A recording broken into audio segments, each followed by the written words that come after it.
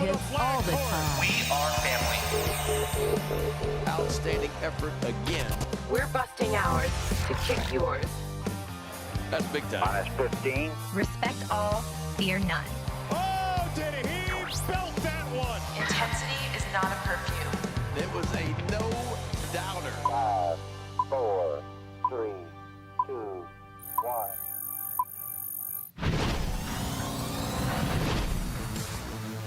We are up in the bird's nest here at Oriole Park at Camden Yards. I'm Brendan Mortensen alongside Matt Bonaparte. Bones, I wouldn't exactly call it a light rain here at the ballpark. No, it's raining. It's raining. It's coming down here at the is. ballpark. And, I had my trusty umbrella that got me in today, so you got to thank the umbrella as always. Have to thank the umbrella. But, yeah, it's coming down. The tarp is out. I'm sure Nicole Sherry's got some tricks up her sleeve. She is the greatest groundskeeper in the game. Yeah. So we'll see what happens, but Mother Nature does not want this game to happen. Maybe baseball today. I'd would be shocked surprised if if baseball there's today. baseball today. It is. It's not looking great. It is a very heavy rain, but the Orioles are able to get in the first 2 games of the series against the Royals. So at the very least, we have 5 games that we can talk about, which is not a whole lot for a sample size, which is kind of what I wanted to talk about on this show here, which is what can you really take from the first 5 games of the season? The Orioles are 3-2. You have seen some quality offensive starts. You've seen a lot of good defense, especially from guys like Ryan Mountcastle. You've seen a lot of good starting pitching. All of that stuff is pretty volatile. And is there anything that we can point to through the first 5 games of the season to say, hey, that looks like a trend that might continue? Yeah, I think there are things. I would sure hope so, Yeah. or else we do not have a show today. Well, luckily we do. Luckily, we do. I want to start with Colton Cowser, because if you have been on the artist formerly known as Twitter.com, you have seen a kerfuffle about Colton Cowser's playing time thus far. He got 1 start yesterday. Played well. 2 hits. Double down the line. Good defense. It was what we call a baseball god's double. It was a little corkscrew. Little Cool grounder shot. down the third base line. It was a spinning ball down the third base line. Somehow it stayed fair. It shows up the same on a box score as a double and a gap. So Colton Cowser's going to take it with that RBI. There has been a lot of concern and questions about Colton Cowser's playing time thus far. And I just want to talk about what his role is more than likely going to look like, because I understand after a huge spring that fans wanted to see Colton Cowser in the lineup. I want to see Colton Cowser in the lineup. He's a top 20 prospect in baseball. He has 5 tool potential. He had an excellent spring. Again, he has looked good in his smaller sample size thus far to start the 2024 season. However, I've seen a lot of fans say that Brandon Hyde has a personal vendetta against Colton Cowser, that Cowser is never going to play, that he should be starting over somebody like Austin Hayes. And I want to address the fact that Colton Cowser is the 4th outfielder on this team. That is what that job was always for, that competition. Austin Hayes, Cedric Mullins, and Anthony Santander is the set outfield for this season. Until one of those guys really, really struggles and proves otherwise, those are the 3 guys that are going to be your starting outfielders. They have all been here for 7+ years. Colton Cowser, yes, didn't start the first 4 games of the season. He started the 5th. We are going to see Cowser when one of those guys needs a rest. We're going to see him occasionally at designated hitter. But there are arguments to start benching guys like Austin Hayes and Cedric Mullins in favor of Colton Cowser just because they've had a slow start to the season. This is barely the start to the season. We're talking about 5 games. Yeah. Austin Hayes was an all-star last year with a 769 OPS after injuries held him back in the second half of the year. But he was an all-star in the first half. Had one of the best batting averages in the American League. He's an excellent defender in left field. His splits aren't that dramatic. He's better against left-handed pitching, but he still has a 735 OPS against righties. He doesn't have dramatic righty-lefty splits. Cedric Mullins was an all-star a few years ago, 721 OPS the last 2 seasons, plays an elite defensive center field, can steal 30-plus bases, still, I think, has 20-plus home run in a season potential. Anthony Santander had 70 extra base hits last year. Ryan O'Herden had an OPS over 800.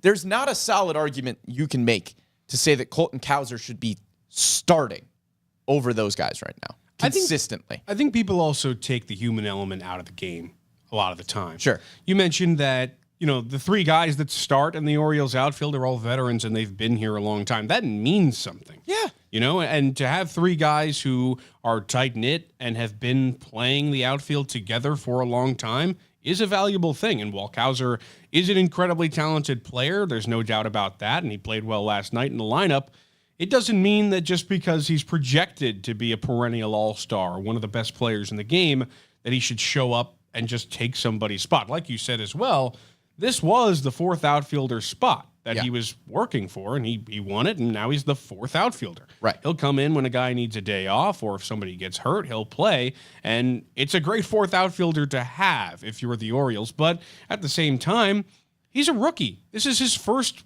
potentially full season in the MLB, okay? So there might be, some jitters on his end, too, and while I'm sure he'd love to play every day, I bet you he'll benefit from playing behind these guys for a full year. And next year or the year after that, if a spot opens up, he'll take it. And he'll be prepared because he sat behind these guys for a full season. Dwayne on Facebook saying Hayes is no all-star. Dwayne, I do regret to inform you that was Austin an Hayes all-star. was literally an all-star the last time there was an all-star game. Austin Hayes is a very, very good baseball player. And I think Colton Cowser is a good baseball player and has the potential to be a great baseball player.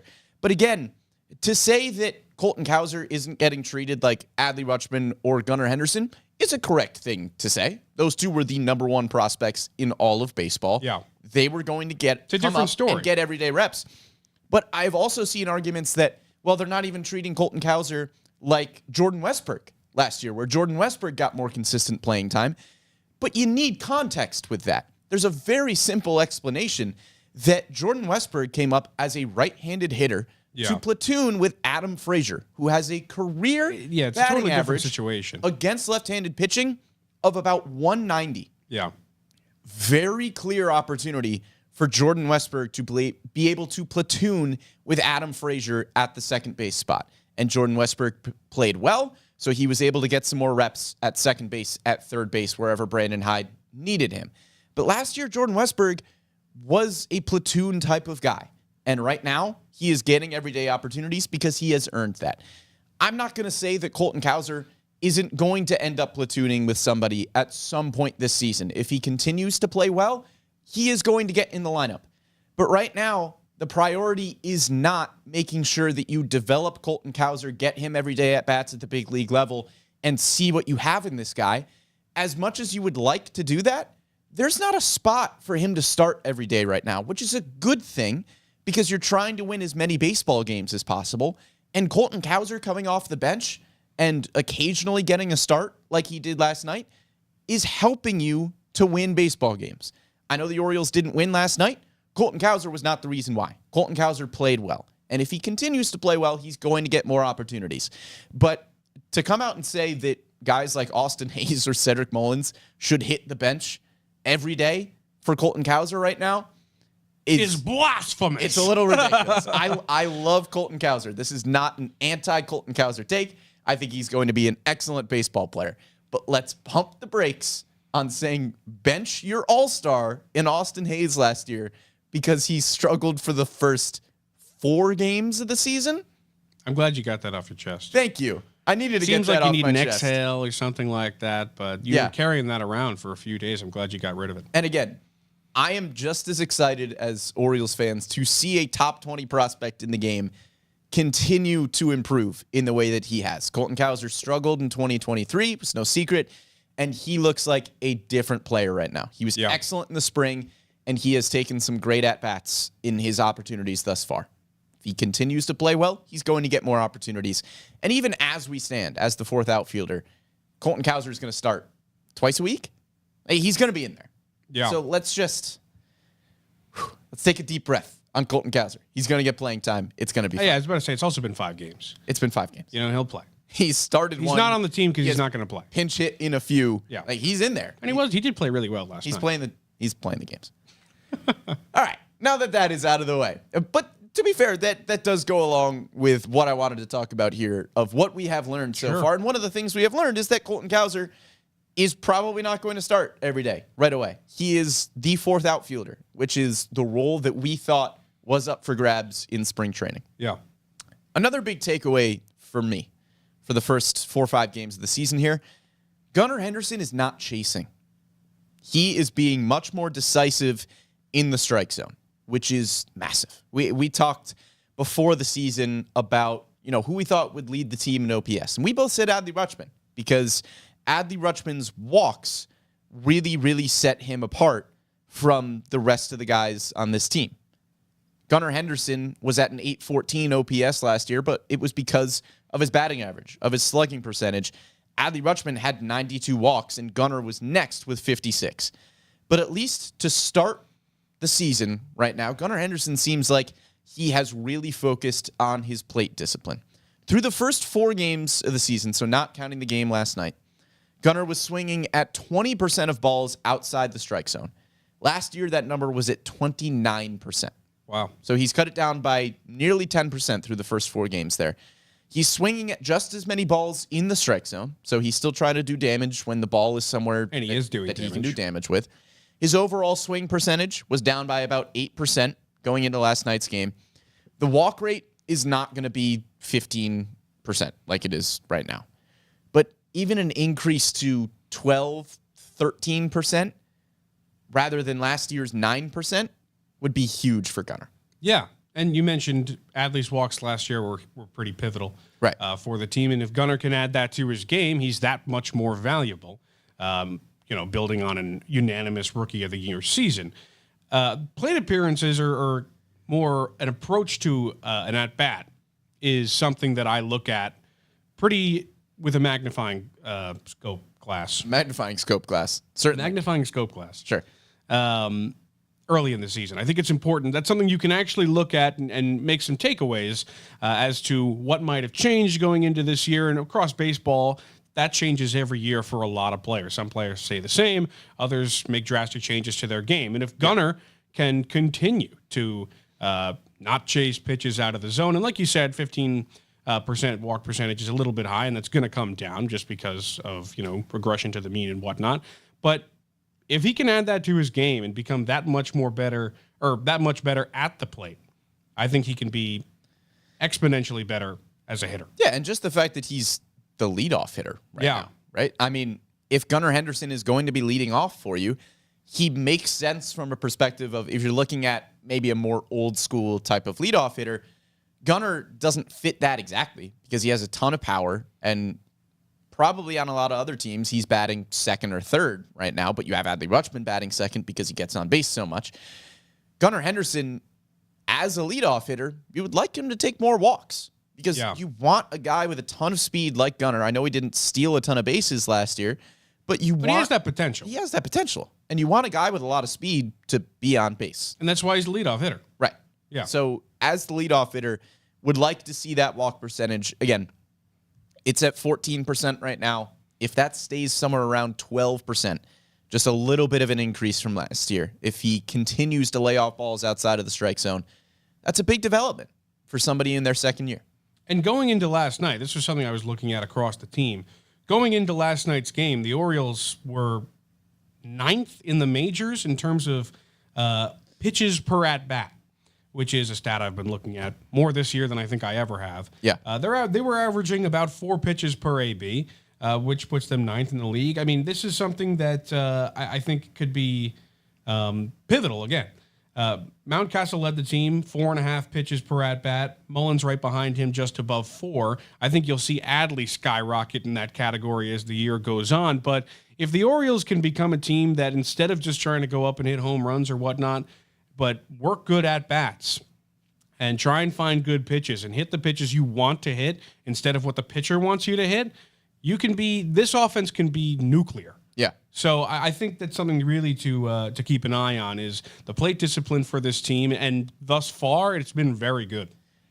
This team profiles as more of a doubles in the gap type of team. Yeah, I agree. Than a we're going to hit a ton of home runs type of team. Gunnar Henderson and Anthony Santander and Ryan Mountcastle, I think you could put in this conversation as well. I think those are 3 guys that have 25-plus home run potential. I think they all have 30 home run potential. Nobody on this team has 40-plus home run potential. That's really hard to do. Hope somebody just heard you, and now they're just putting that on the dartboard. It's hard to do. I'd be ashamed if somebody did it. I think 3 of those guys have 25, 30-plus home run potential. But you got a lot of these guys with 30-plus double potential. Yes. I mean, Adley, Mountcastle, I'd put Westberg in that category. Sure. Gunnar, Hayes, Mullins, Santandero. Almost all the whole those lineup. guys, Yeah. I think, have the potential to hit 30-plus doubles Yeah, in a I agree. season. I think that's how this team profiles. And, again, like you said, if they're not chasing, if they're able to do a lot of damage, then maybe it's not 30-plus home runs for a lot of these guys, but they could be shopping at the gap a whole bunch. My next big takeaway here, again, not that he is going to go out every time and go 6 innings, 1 hit, 1 earned, 11 Ks, but Corbin Burnes is spinning it right now. And I mean that very literally. It might just be a deviation because the ball was feeling good out of his hand for the first game and he was just spinning it great and whatever.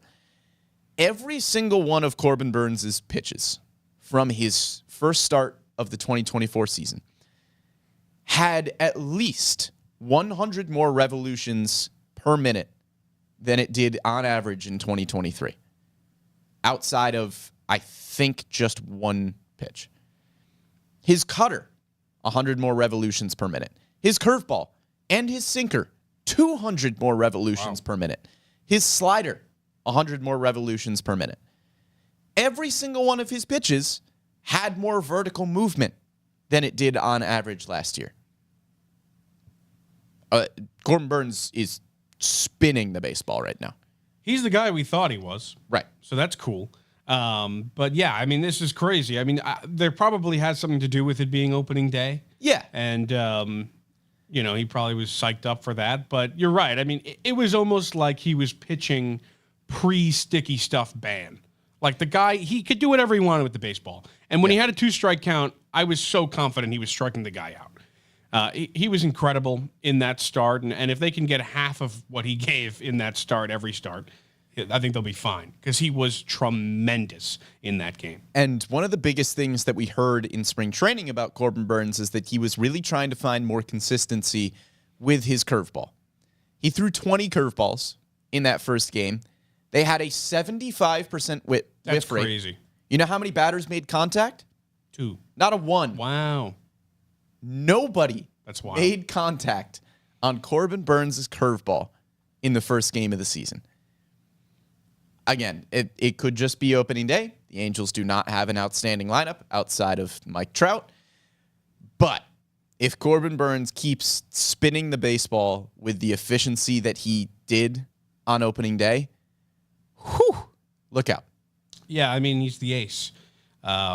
He's fantastic. And so is Grayson, and we'll get to that. But Corbin was tremendous. And it was every pitch you wanted to see. The curveball was working, like you said. The sinker, the cutter, everything was working for the guy. Yeah. And he went out there and gave the performance Orioles fans were waiting for. And again, like, that will be game-changing for this team. For a team that just won 101 games, you add a guy like that, everything changes. Yeah, he's a bona fide ace. Yeah. And he showed that out on opening day. Again, it's hard to say what the numbers mean for Burnes' 2024 season, but if those spin rates continue, you can expect very good numbers. Yeah. You mentioned Grayson Rodriguez. Let's talk about Grayson Rodriguez. His changeup was ridiculous. I mean, Aaron Hicks wanted to go home in that game. He made Aaron Hicks, who was a very good hitter. I mean, Aaron Hicks is one of the most disciplined hitters in this league. Grayson Rodriguez's changeup made Aaron Hicks look absolutely silly at the plate. He threw that changeup 23 times with a 60% whiff rate. Batters did not have a hit off of it, and 4 of the 23 changeups went for strikeouts. Yeah, he was tremendous. He was outstanding. The changeup was pretty just foul. I mean, he It felt mean. Yeah, it did. It felt like bullying. But I love when Grayson's on the mound because that's the swagger he has, is that he's going to dominate it. Yeah. He's going to dominate the lineup. He might have and he's going to one let of you the know. scarier pitching faces. I think so. You know, when he walks off the mound, he just starts screaming like a madman. That's a mean mug. Yeah, like I love watching that guy pitch. It's just a great time. Yeah. The fastball was working. The changeup was working. Did you notice if he threw the 2-seamer? that he was working on? So StatCast did not have him at a two-seamer. Okay. However, Ben McDonald and Jim Palmer watching him throw the fastball. I trust said, those two guys. That's a two-seamer. So I'm going to go with Jim and go with Ben those guys. on that one. And it did look, from watching him, that it did look like the fastball was going from left to right. It was going arm side into right-handers. So it did look like a two-seam fastball. I'm going to go with Ben and Jim on that. StatCast might just be confused that he throws a new pitch. Now, was that every fastball you noticed, or was it? No, it was not. Okay, so he was But mixing he it in there. was still pumping. If it was the two-seam fastball, then he threw it on the first pitch of the game, and he threw it about 97 miles an hour. Wow. Which is still a very fast fastball. Yeah. So if it was two different fastballs from Grayson Rodriguez, then the movements did look different. Okay. So I think it was. Good to hear. Grayson Rodriguez's changeup, though, off of that is ridiculous. StatCast didn't have him at a slider last year, which was this time out, which was a good pitch for him last year. He threw it 14% of the time. It was effective. And his fastball was better as well. As we just mentioned, possibly throwing the four-seam and the two-seam there. Hitters just had 2 hits on 39 fastballs. Guys hit 342 off of his fastball last year. Wow. So if he can get that number down, the changeup becomes all that more effective, and Grayson Rodriguez becomes a really, really effective pitcher. We talked with Grayson at spring training, and his best start of 2023 was a start against the Tampa Bay Rays in which he threw about 70% fastballs, which even for a fastball-dominant pitcher, that is a lot of fastballs. It's a lot of fastballs. Corbin Burns is a cutter-dominant pitcher, and he throws the cutter about 50% of the time. So 70% fastballs is that's another level. But of if you can fastball beat dominant. a team that way, that's nuts. Exactly. Like, And- if your fastball is that good that you can go out and beat a team throwing the fastball 70% of the time, Right. either they don't belong in the major leagues or you're dominant. Right. I mean, and Grayson said when I asked him, like, is 70% fastballs something that you want to continue? And he was like, yeah. I think it works. I remember him saying that. You and I were both like, wow. Yeah. I mean, I don't know if it's going to be 70%. That seems like a lot. He threw the fastball 46% of the time, according to StatCast in this game, used the changeup a little bit more at 27% of the time. So I am interested to see how that split goes for the rest of the season. I think he might be the player I'm most excited to watch coming back this year. Sure. Obviously, Gunner's, going to have a crazy year after Rookie of the Year, and so many other players are exciting coming back into this season with Kowser coming up, Adley being Adley. But Grayson, he almost gets lost in the shuffle, but you have a potential, Cy Young candidate one day on your hands with this guy in terms of the level of talent that he has and could get to. He's so good. Yeah. And with a full season after he came back from his minor league stint in July last year and was dominant, I cannot wait to see what he does in his second start and what he does going forward, because he is so freaking good. Yeah. And he could be one of the best pitchers in the AL soon.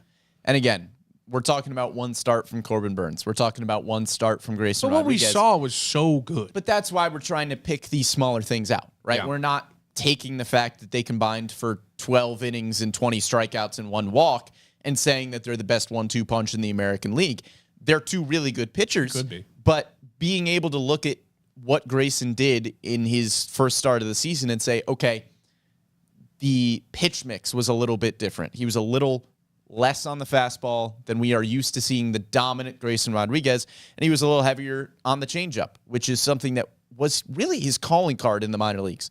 When you were talking about Grayson coming up through the Orioles system, it was he has an overwhelmingly good fastball at 98, 99, but what makes him really effective is that he possibly has the best changeup in minor league baseball. That was the book on Grayson Rodriguez. So the fact that we saw him in his first start throw his changeup 27% of the time compared to, on average, 22% of the time last season, I think that's a big development. Because if he's able to trust that changeup a little bit more, a pitch that was maybe you could argue his best pitch in the minor leagues because it works so effectively off the fastball, Grayson's a different pitcher. And he is more like the pitcher that we saw in the second half of the season in 2023, and maybe even better. So, yeah, it's one start. We're not going to look at the numbers exactly, but a pitch mix like that and the fact that he was able to command the changeup as well as he did, that's still a big development, even though it's just one start and it's a tiny sample size. But I also think that a pitcher's first start is something you can look at and make, have takeaways from. Because, a pitcher's first start, they've been working, they had all the time in the world to plan for it. And the strategy was there and whatnot. So I think that you can look at that and make takeaways about what kind of pitcher they could be this season. Not to say it's definitive, but I'm confident that Grayson Rodriguez is going to bring it this year because in that first start, that's exactly what he did. Now he could struggle, whatever, but I'm pretty confident he's going to be that guy. Yeah, and a comment on YouTube saying, I enjoyed hearing Grayson say he wants to learn to throw fewer pitches per batters. That's huge as well because Grayson Rodriguez in that start, one walk. Yeah. What was arguably his biggest issue in 2023, especially at the first half of the season, it wasn't putting the ball in the strike zone. He finishes the year with just over 3 walks per 9, which isn't terrible, but towards the first half of the season, he was walking everybody. Yeah. And to come out and have 1 walk shows that he trusts his stuff in the strike zone more to get hitters out. I think Aaron Hicks is a really prime example of what Grayson Rodriguez can do because Aaron Hicks is not going to chase balls out of the strike zone. Aaron Hicks is a guy with outstanding plate discipline. Over his career, he has shown that he does not chase. And he kind of falls on, not exactly the Juan Soto category of if Juan Soto doesn't swing, then it's not a strike. But Aaron Hicks doesn't swing at bad pitches.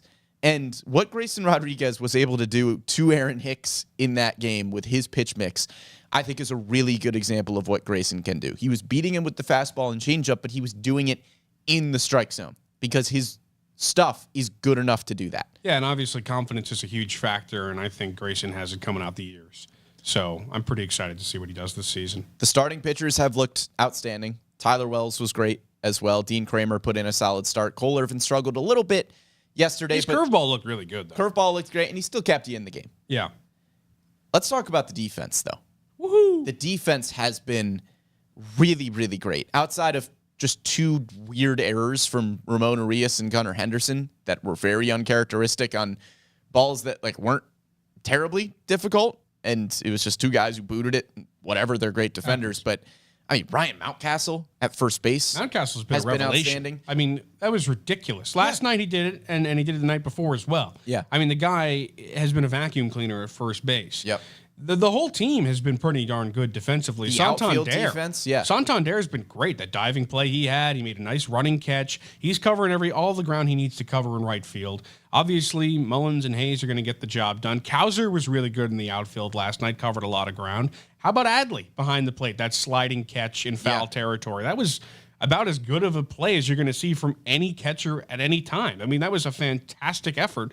And Gunnar last night made a really nice play towards the end of the game, a really nice pick, and he's going to do that all season long. There's nobody I like watching more warm up than Gunnar Henderson. He makes every play he needs to make. He dinks the jump throws. He makes the leaning throws. He's just a joy to watch, and he does it in the game. And another big takeaway, too, just from, we kind of knew this, but from the first 5 games of the season, Gunnar Henderson is just playing shortstop.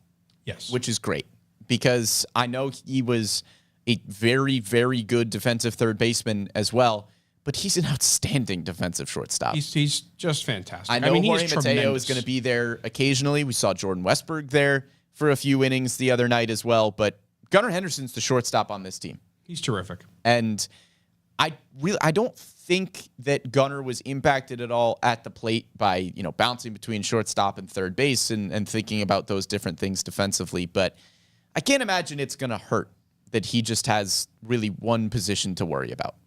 Yeah, to be honest, he's always seen the kind of guy to me who he doesn't care where he plays. No, not that he cares. No, but I wasn't think saying there is something to say that, you just have to worry about one position. Yeah, that's also true. You don't have to juggle a whole bunch of things. And I think, as well, that's a credit to the Orioles player development staff down in the minor leagues where these guys are expected to be versatile. Yeah. I don't think Jordan Westberg is out of his element at all right now. No, I We've agree. seen him at second base, third base, shortstop, but that's what he did in the minor leagues too. Because you had, Joey Ortiz, Connor Norby, guys that also needed reps at shortstop and third base and second base. And so Jordan Westberg was just, hey, I'll play wherever I need to play. And that's what he's doing right now in the big leagues. Absolutely. And you're right. The player development staff does deserve a lot of credit for that because they've got plenty of guys ready to play plenty of positions. And they're doing really, really well. And Westberg, how about the walk-off home run? I mean, we haven't talked about that yet. That was incredible. I've said it once. I'll say it a million times. That guy loves the moment. And right before that pitch, you're not going to believe me, but right before that pitch, I was like, I bet you puts a good swing on this ball. Well, of course he could. Because it was a two-strike at bat or two-strike count. That's his moment. He loves that moment. Look, I know it's only been 5 games.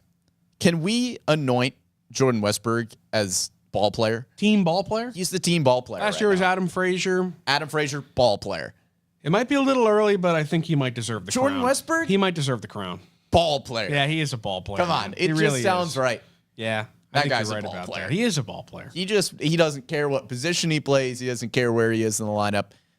He just wants to be in the lineup. That's he just what wants a ball to be player playing. does. Put me in right, coach. I don't care. He probably could play right. He He'd probably be could. great at it. Ball player, Jordan Westberg. Yeah, he is. I've officially anointed it thus far. Good. I'm glad. But look, we're 5 games in, and to look at just the Orioles stats for this season, it's not going to give you much information. But there are things to pull from it, which are important. But just through the 5 games so far, the Orioles are 3-2. We have seen hot starts from Adley, from Mountcastle, from Gunnar Henderson, from Jordan Westberg at the plate. I would like to see a little bit more 1 through 9. I think thus far we saw 24 runs in the first 2 games of the season. Yeah. That plays.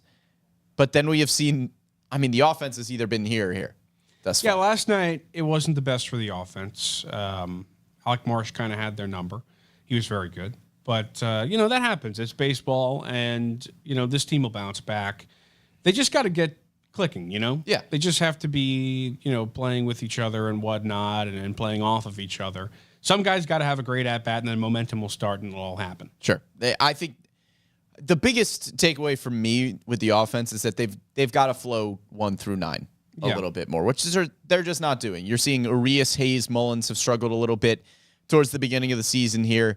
Tony Kemp has struggled a little bit, but again, that's not somebody that we're expecting to see. Tony Kemp doesn't in the have lineup to have an 800 a ton because they've really got to be picking up this starting rotation right now. The starting rotation has been outstanding. Yeah. Thus far, we have seen outings of Corbin Burns going 6 innings, 1 earned, 11 strikeouts. Grayson Rodriguez 6 innings, 1 earned, 9 strikeouts. Tyler Wells got hit around a little bit in his first 2 innings, and then James McCann was basically like, yeah, we switched up the pitch mix, and then everything was better. Tyler Wells goes 6 innings, 3 earned, 7 strikeouts. Dean Kramer, not an overwhelmingly great start, gives you 5 1/3, 3 innings, 5 1/3, 3 earned, 5 strikeouts, which, you're not really going to write home about, but it keeps you in the ballgame. Same goes for Cole Irvin. 5 innings, 4 earned, not an overwhelmingly great start, but it wasn't 5 his innings, best, 4 earned, but keeps you in the ballgame. He didn't blow up. No. I think that's pretty encouraging from the starting rotation thus far. Yeah, they all kind of did what was expected, Yeah. The top 2 guys were dominant, and the other 3 guys kept you in the ball game, and that's pretty much all you can ask for from anybody. One final takeaway from me here. Craig Kimbrell's got to hold some runners on. This was an issue for Craig Kimbrell in years past, but somebody gets on base, and Craig Kimbrell, as a right-handed pitcher, does not have a great pickoff move. He is not excellent at keeping runners on, and we saw the Royals take advantage. Yes, it was a game that the Orioles won because you had a Jordan Westberg walk-off homer. Craig Kimbrell is a really good pitcher. He's a really good closer. He has been for a very long time. He does not keep runners honest when they are on the base paths because we saw the Royals have just a little bloop single in the left field, and then they stole second, and then they stole third, and then they were home. Yeah. Got to keep runners on. I'm not saying that is going to be a massive, massive issue. Felix Bautista wasn't great at keeping runners honest a season ago, and it didn't really seem to matter. Craig Kimbrell's not going to put up Felix Bautista type of numbers. And no matter how good the throw is from Adley Rutschman, if you're not keeping runners honest, on Yeah. first base and second base. They're gonna go. We could be seeing some scenarios here where somebody gets on, there's a pinch runner, and this thing happens again. They steal second, they steal third. All of a sudden, you're looking at somebody at third base with, no outs or 1 out, and then it's a tie ball game or it's a 1-run ball game. So let's keep some runners on there, Craig. Could also be just an early season thing. Sure. Working the kinks out and whatnot. But yeah, you're right. That is something that's underratedly important. Something to keep an eye on. Yeah. I think. And sure. if we are looking for takeaways from early on this season, it's not going to be the overall numbers. It's going to be the small little intricacies that you look at and say, hey, that's a thing. We All had in lots all, of things here. I'm pretty happy with the first 5 games. Oh, I think you have to be. Yeah. Yeah, I mean, you tied club records for both runs scored and strikeouts in the first 3 games of the season, as in pitchers striking guys out, not in your lineup striking out. So, I mean, you have to be happy with that. You're tying club records in 2 really important categories, and you're 3-2 against, the Angels, who say what you want about the Angels, but the Royals, I know their record last year. The Royals are going to be a good baseball team. I think they're going to be a better baseball team for sure. Oh, I think they're going to win like 20 more games than they did last year. Undoubtedly. I think they've got at least 20 more wins in them. A lot of people, including myself, have picked them to win the AL Central. So I think that's a good baseball team there that the Orioles have at least split with thus far. We'll see if they get to play baseball today. We'll hopefully keep our fingers crossed for this rain to go away.